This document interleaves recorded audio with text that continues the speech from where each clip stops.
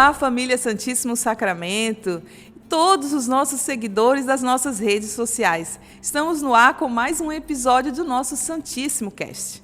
E esse episódio com uma temática bem legal, que é sobre a Semana Literária nossa, que vamos trabalhar esse ano em 2023. Ou melhor, já estamos trabalhando os nossos projetos desse primeiro trimestre. A Semana Literária vai acontecer na última semana desse mês, o mês de abril. E estamos com dois convidados aqui especiais demais, o Sérgio Santana e a Rose Rabelo. Então, nós vamos começar pedindo que eles se apresentem, que digam para a gente qual é a caminhada deles nesse universo da literatura. Podemos começar com o Sérgio? Pode ser. Então, diga lá, Sérgio. Eu agradeço pela oportunidade. Na verdade, eu, como professor, são 25 anos, lecionando. Tá? Na verdade, iniciei em São Paulo, que é a minha cidade natal. Fiquei lá até os 28 anos. E depois me mudei para Porto Alegre, e vivi mais 12 anos e há 4 anos estou aqui em Tubarão. Tá? Então, iniciei ali como professor, no caso de literatura, passei pelo Colégio Objetivo, pelo COC, pelo Ângulo, tive experiência e agora retornei aqui com o material do Ângulo, lá no Santíssimo. E também sou formado em jornalismo, então tive a minha experiência ali com os jornais, durante alguns anos tive essa oportunidade, trabalhei em alguns jornais em São Paulo, Diário de Notícias, Diário da Manhã, e os livros sempre fizeram parte da minha vida, porque meu pai era um jornalista, foi um jornalista, e durante muito tempo eu tive envolvido diante da leitura.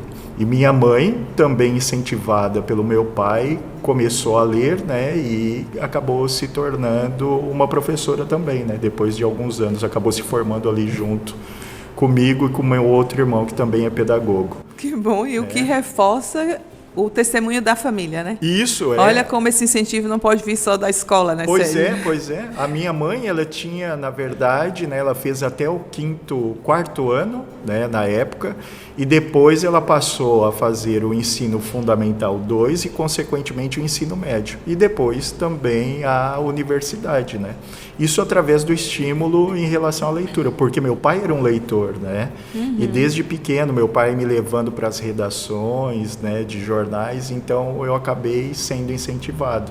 Olha aí, pais, não tem como formar filhos leitores se não tivermos dentro de casa testemunhos de pais leitores. A escola pode trabalhar, suar anos e anos e realmente não vai ter esse mesmo efeito se não sentir dentro da sua casa esse testemunho, se ele não vir, não perceber que Sim. Os pais pegam um livro, que lê, que sente prazer em estar naquele momento na leitura, que não é somente aqui, Exato. Claro que a gente também lê hoje nos meios eletrônicos e tudo Sim. mais, mas incentivar essa criança a pegar um livro, a dedicar um tempo para isso na sua rotina diária, isso faz toda a diferença. Muito bem, Sérgio, grande testemunho. E você, Rose, diz pra gente, partilha aí conosco como é que é essa tua caminhada na literatura. Eu iniciei os meus estudos na Universidade Federal, Eu vim do Rio de Janeiro, minha família veio morar para cá, eu fiz vestibular para a universidade lá em Florianópolis, me mudei, fiz português e inglês, E a minha paixão pela literatura começou bem pequena, O meu pai, ele não era leitor de livros, mas ele era leitor de jornal. Eu sempre lembro dele sentado na cadeira lendo jornal e falando, sobre as notícias e tal. E era essa a visão que eu tinha familiar. Mas quem me despertou mesmo a paixão pelos livros foi meus professores. Legal. E engraçado, porque a influência do professor, ela é muito vibrante, tanto para acelerar o processo, ou seja, fazer o aluno entender ou compreender que ele também pode fazer parte daquele mundo literário, não só como leitor, mas mais tarde como escritor também, como também bloquear algumas coisas no aluno, né? Eu tive essas duas sensações com professores dentro da educação, né? Eu lembro que quando eu era... eu sempre gostei muito de escrever histórias, né? E aí eu tinha por volta de 8, 9 anos. Já escrevia aí? Já escrevia. E aí, numa redação, eu amava fazer redação. Quando a professora pedia redação, era uma coisa que, para mim, era o auge, né? E eu lembro que eu escrevi uma história... Eu lembro até hoje, o personagem principal era uma abelha. Para você ver como... Com quantos anos? 8? Eu tinha 8. Aí a professora pegou, assim, e me deu uma nota baixa. E eu fiquei naquilo. Aí fui perguntar, né? Não, professora, mas por quê? Ela assim, não, porque você escreve demais. Ai.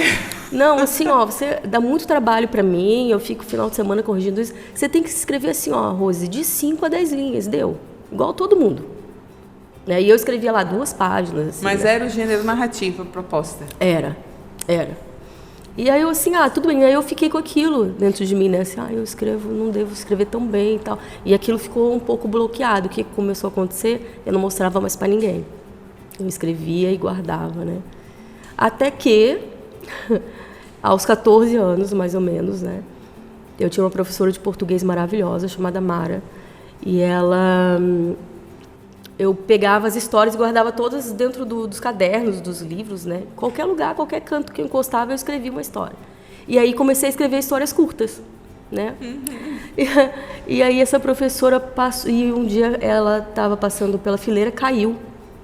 Ela pegou, leu, falou assim, Rose, o que é isso aqui? Eu falei, professor, isso aí é bobagem, eu escrevo de vez em quando as histórias loucas aí, né? Aí ela assim, posso ler? Sim. Pode. Aí ela leu e falou, nossa, isso está muito bom. Você não quer participar de um concurso literário? Está abrindo em tal lugar e tal. Aí eu falei, professora, eu não dou para isso não, imagina. Ela assim, não, menina, vai, eu te ajudo. E aí ela me ajudou. Na época 14 anos. Na época eu lembro que era papel ao maço, né? A gente tinha que fazer à mão, tinha que mandar por carta, era todo... Pois é. Né? E aí eu ganhei em primeiro lugar. Foi aí, nesse momento, com o auxílio dessa professora, que eu percebi, caramba, as pessoas gostam do que eu escrevo. Eu posso escrever e mostrar para as pessoas. Né? Então, teve esses dois viés, assim, na minha vida, né? Com professores. E você teve a experiência de mostrar qual é a função da escrita, né? Que é essa função social. Foi quando você percebeu que o outro estava aplaudindo, que você estava escrevendo, que de fato transformou. E isso te deu mais vigor para enveredar por esse caminho e chegar a tudo isso aqui, gente. Veja só, olha a quantidade de livros que essa criatura já escreveu. Olha, essa aqui, Rose Rabelo, A Vida Como Ela Pode Ser. Um livro dela mesmo, esse é de contos, né? Esse é o mais novo. Tu lançaste no ano passado esse? Foi. Olha para aqui. Então, são livros de contos. Eu gostei do tema, já senti vontade de ler. Esse daqui foi resultado de um projeto social, né? Um livro com vários escritores, né? Isso, que estão aqui também. Esse também é um outro projeto com professores mais pessoas também. E esse também, né? Um projeto coletivo, né? Isso. Isso, muito bem. Esse aqui foi um concurso. E esse aqui, um concurso. Onde foi esse concurso, Esse Rose? foi um concurso da editora, dessa editora. Até esqueci o nome. Lura. Editora Lura. Ela abriu um concurso, né? E aí a gente se inscrevia e tal, encaminhava para eles originais. Tinha que ser textos que não tinham sido publicados em nenhum lugar. E aí eles fizeram uma seleção dos melhores textos, e os primeiros lugares ganhavam a capa. E aí eu ganhei a capa. O Canto dos Contos. Que legal. E Rose, ela escreve muitos contos, né? E agora está se lançando também na escrita de romance, né, Rose? Exato. Ela esteve partilhando comigo. Rose chegou para a nossa escola esse ano, assim, como um grande presente que Deus me mandou. Ela trabalha com o bilíngue na educação infantil. E depois a gente foi descobrindo, o Sérgio já a conhecia e foi falando, mas Jô, você sabe quem é Rose Rabelo? Eu falei, não, conta aí. Aí, enfim, depois a gente foi conversando e conhecendo essa riqueza que nós temos ali também dentro da nossa escola, somar com todas as outras riquezas que a gente já tem, isso é muito bom. E ela está se lançando agora também escrevendo um romance, né, Rose, que eu achei interessantíssimo. Conta rapidamente que romance é esse, que nome é esse, qual é o nome do romance? Então, esse romance, ele partiu porque eu iniciei meus estudos no mestrado na Universidade Federal também, e ele era voltado para Machado de Assis, né? História e Memória, Machado de Assis. E eu passei muito tempo estudando Machado e os críticos literários de Machado, e percebi que dentro dessa temática, voltada para Dom Casmurro, não tinha nada que me satisfaz, né? Nada que eu olhava e falasse, isso me satisfaz, que respondesse o questionamento que todos fazem sobre a Capitu. E aí eu falei, caramba, eu acho que tem um gap literário aí, né? Nesse sentido. E eu falei, eu vou preencher esse gap. Eu falei, olha, pelo menos vou tentar, né? E então eu peguei os estudos que eu tinha sobre Machado mesmo, as obras, os estudos pessoais, os estudos de uma crítica literária que chamava Susan Sontag, que foi a primeira crítica literária que na década de 50 ela teve a coragem, que ela é uma mulher que veio de fora, americana, veio para o Brasil, se apaixonou por Machado, veja bem, americana, e ela começou a observar que os críticos literários, a maioria homens, né, sempre falavam que a Capitu traiu, a Capitu traiu, a Capitu traiu. Não tinha nenhum outro pensamento além desse, né? Uhum. E ela foi muito corajosa e falou, olha, meninos, eu acredito que aí tem alguns sintomas desse personagem que talvez ele seja um pouquinho assim, né, mentiroso, falastrão. E ela foi fazendo levantamentos acerca do personagem. E na época foi né, imagina, foi uma década que foi. Falaram que ela, né, não era daqui, que ela não tinha que estar se metendo nisso, que ela não sabia, tal. Mas hoje nós percebemos, né, com o avanço dos estudos, que realmente há, né, que o personagem ele é muito duvidoso. Sim. E, portanto, há questões ali que não estavam sendo trabalhadas.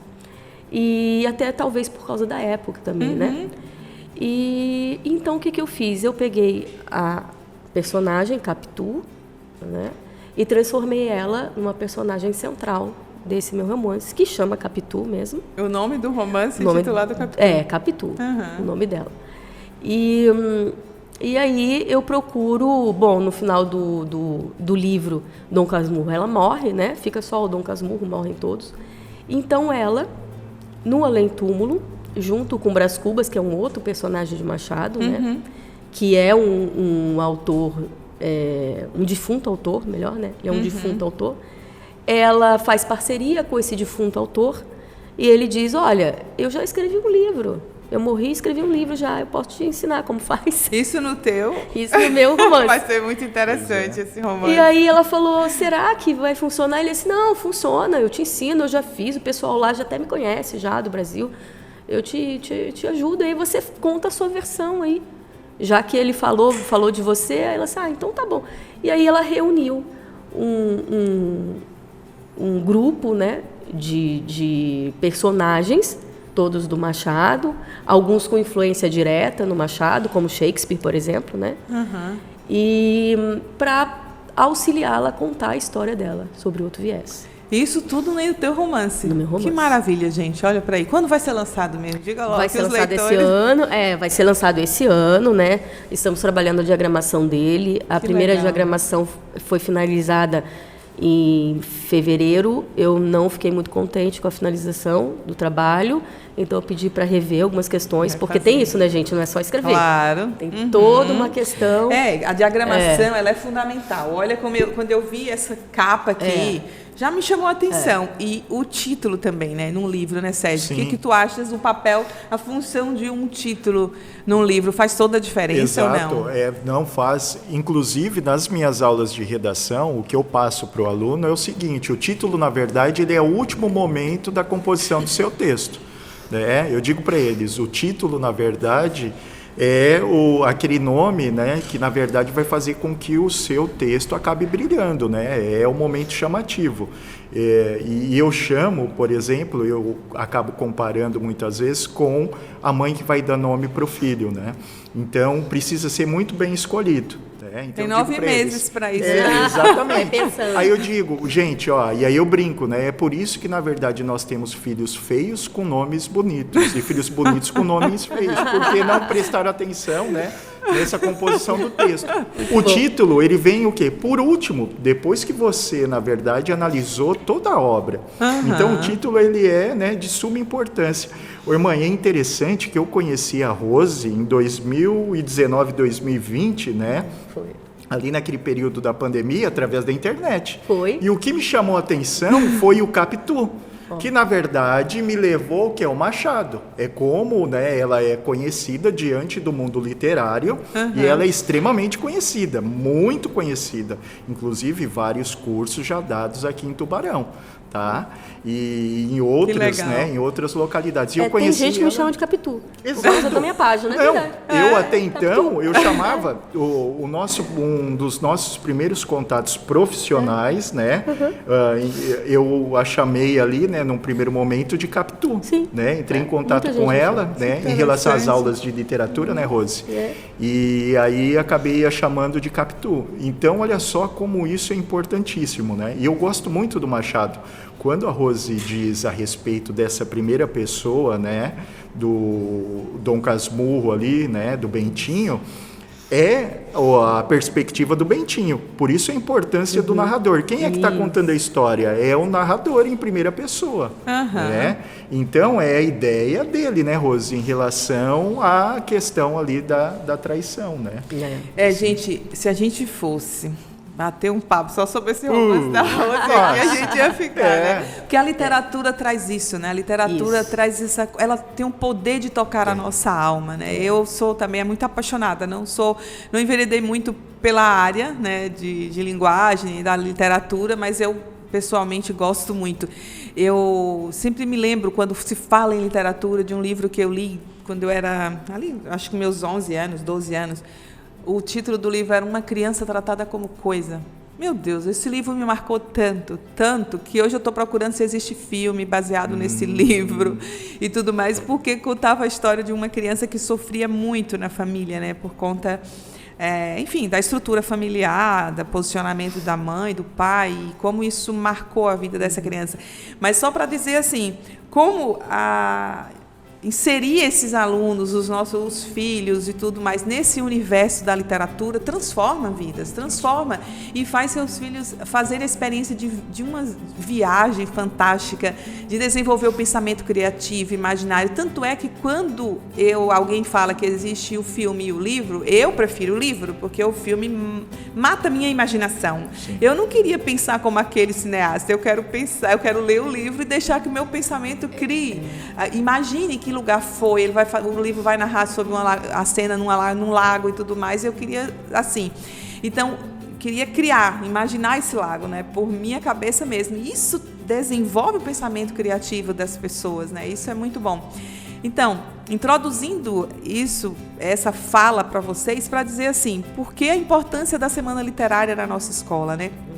Esse projeto traz isso como objetivo, né, de fazer com que essas crianças sejam imersas nesse processo literário, que elas tenham prazer em ler, que não seja simplesmente para fazer uma avaliação, uma prova, mas que elas queiram escolher histórias que venham agregar a vida delas, né? Então isso, para mim, a Semana Literária desperta muito para isso, como para ti foi nesse universo que despertou também. Isso faz toda a diferença mesmo.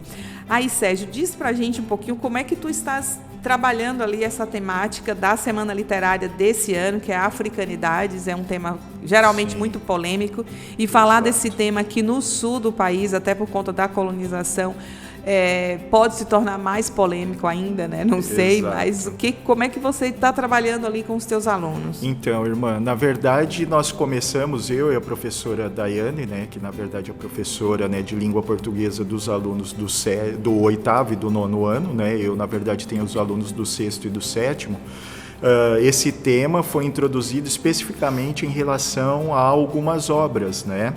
No 8º e no 9º ano, a professora Daiane acabou optando, né, pelo livro do Lázaro Ramos, Na Pele, né, e também, né, pelo Quarto de Despejo, né, da Carolina de Jesus, tá, que são duas obras magníficas, né, em relação a esse conceito, né, diante do tema africanidades. Eu optei principalmente por trabalhar com os alunos, né, além do livro Amoras ali do Emicida, né, que traz todo esse universo em relação, né, a uma criança conhecendo ali esse mundo, né, da africanidades, tá? Não só a questão, e é uma coisa que eu gosto de enfatizar com os alunos, quando nós falamos, por exemplo, das religiões de matrizes africanas, é importante salientarmos o seguinte: nós estamos falando da mitologia africana, né? Então as pessoas tratam isso com um certo menosprezo. Então as pessoas acabam elevando ali a mitologia nórdica, a mitologia grega, e se esquecem dessa mitologia básica, né? Que é raiz para nós brasileiros, que né? faz parte da nossa cultura. Então eu procuro, através dessas obras, enfatizar essas questões pontuais, especificamente, né, aqui no sul do país, em que na verdade nós temos, né, uma cultura povoada ali, né, por pessoas de maioria brancas, né?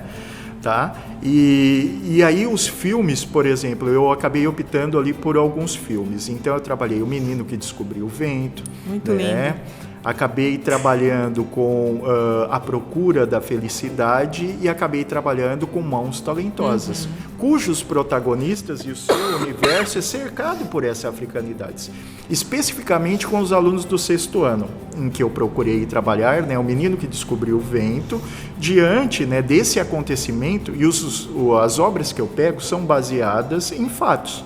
né? Então eu procuro demonstrar essa veracidade para os alunos e depois demonstrar como estão essas pessoas hoje.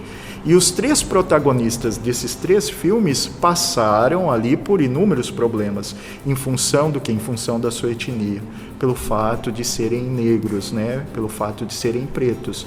E foram discriminados em função disso. E aí os alunos percebem, eu me lembro que no final do A Procura da Felicidade com os alunos, 39 alunos ali no 6º ano, terminamos o filme eles aplaudindo. E ninguém pediu para que eles aplaudissem. Quando o menino, na verdade, acaba montando ali o seu moinho, né? O William, e acaba demonstrando, né, toda a sua capacidade, né, para salvar não só a ele e sua família, mas toda aquela população. Toda a comunidade do Malawi, né? Então, os alunos, eles acabaram, né, eles se envolveram. Né? E isso vai ser demonstrado através do quê? Através do concurso de redação, né? Que nós estamos fazendo. E também através do teatro, através da música, através da exposição de poemas.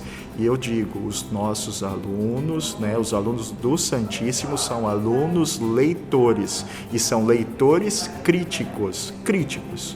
Muito críticos. E são alunos que leem, mas leem muito. Que legal, que são bom. São diferenciados, né? Tá? Eu tenho outras experiências e eu noto que esses nossos alunos, eles são alunos críticos, né? E especificamente o público com quem eu lido ali, os alunos do 6º e do 7º ano. São diferenciados. Que legal, e é isso que a gente quer. Exato. Né? Literatura, leitura, escola, que não desperta a criticidade, que não trabalha isso, realmente não está no caminho certo. Né? O que a gente deseja é isso, porque formando pessoas com valores, trabalhando essa dimensão integral do ser e críticos, capazes de pensar um pouco, de discernir, de calcular se de fato o que está sendo apresentado, sobretudo nas redes sociais hoje, é verdade. Né, passar pelas peneiras, que a gente fala daquela história das 3 peneiras, realmente é verdade, eu devo propagar isso, eu estou vendo, eu critico, veio determinada notícia, ou eu li isso, e fazer não um aceitar pensamento pronto, né? crítico. Exatamente, não pronto, né? questionar. Isso a gente só tem se nós formarmos alunos leitores, né? Se formarmos alunos leitores. Então, acho que vocês desse universo da literatura têm muito a agregar ali conosco, e a professora Daiane também, que é outra apaixonada pela literatura e que tem uma experiência muito grande nessa área e gosta muito e fica buscando sempre livros que possam agregar e despertar isso nesses alunos, né? Ela também estaria aqui hoje, mas infelizmente não foi possível. Mas fazemos lembrar porque compõem essa área da linguagem ali na nossa escola, e nesse projeto de Semana Literária está ali também trabalhando muito, e nesse concurso de redação para corrigir as redações dos alunos. A gente vai fazer uma premiação. Mas para que premiação? Faz parte da vida do ser humano esse movimento, né? Então, a gente vai fazer mesmo para incentivar a leitura, o gosto, ler isso também com prazer. Quem sabe, às vezes vou escrever ali meio sem vontade, depois aquilo me desperta tanto que eu acabo sendo escritor lá na frente, no futuro, né? Então, a gente tem que incentivar e criar essas oportunidades para os nossos alunos, o nosso público, né? Gente, bom seria se a gente conseguisse passar horas e horas o nosso Santíssimo Cast aqui falando sobre esse tema, porque é muito gostoso de conversar, né? Mas quero agradecer muito vocês, muito mesmo, por essa participação. Quem sabe a gente vai promover outro quando tiver lançado Capitu. Opa! A gente faz um bate-papo só Vamos sobre lá. Machado de Assis, né? Tem muita coisa aí aí só pra vocês Machado. da área da literatura aqui, batendo um papo sobre Machado de Assis, que é fantástico, né? Meu Deus, marcou a literatura mundial, né? Mundial mesmo. E tem muito a contribuir com esse tema da africanidade, né? Também para nós, também. E muito, muito mesmo. Então, queremos agradecer muito vocês. Não sei se vocês querem dar uma última palavrinha aí rapidinho para a gente finalizar o nosso terceiro episódio do Santíssimo Cast. Eu só queria lembrar que a nossa Semana Literária ela acontece nos dias 25, 26 e 27 de abril, né? Então estamos convidando a todos, né? Brevemente nós teremos aí a programação, né, sendo difundida, e gostaria de, né, agradecer pela oportunidade. Eu gostaria de agradecer também pelo convite, foi muito gentil, né? E poder falar um pouco sobre a literatura, que é algo que eu amo muito e que... Imagina se não ama. Pois é. Bom, é isso, eu acho que... Muito obrigada pela oportunidade. Que bom. Quero reforçar que a presença de vocês na nossa escola tem agregado muito, muito mesmo. Seja agora no jornal, não? Isso, na verdade, tá conduzindo o Imparcial aí. News A Imparcial News. Isso, é um portal de notícias, né? E não somos como os jornais pinga-sangue, né? Ou seja, só notícias ruins, são notícias culturais. É um jornalismo cultural. Que legal, Sérgio, que legal. Muito bom. É muito bom a gente ver professores fazendo isso, movimentando a sociedade, porque vem carregado de valores e traz isso para a escola, para o movimento da escola. Então, muito obrigada a vocês. A gente finaliza aqui o nosso terceiro episódio do Santíssimo Cast.